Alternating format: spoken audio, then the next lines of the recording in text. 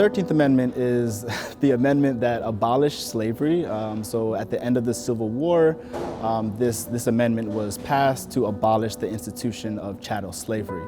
However, in that amendment, there is a clause that says slavery is abolished except as a punishment for a crime. And that clause has had many legacies to today. Flagler is very important in terms of the development of Florida. He comes down in the 1880s, does not have a fun experience on his first trip here, and is at that point where he realizes he wants to help develop the Florida tourism industry, and he thinks tourism is the best way to develop the state.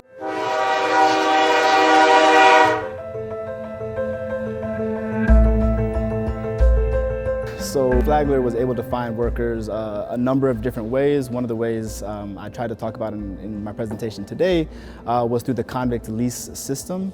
This was a system where the local law enforcement and local industries would partner up to acquire workers, acquire African-American laborers to work in these different work camps.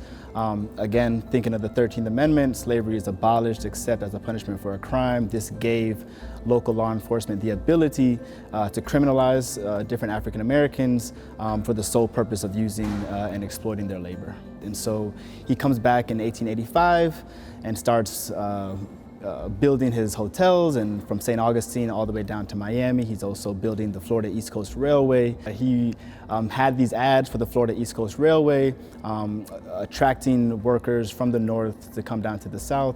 And it was at that point when he exposed white northern immigrants to these slave-like conditions that black workers were already being exposed to.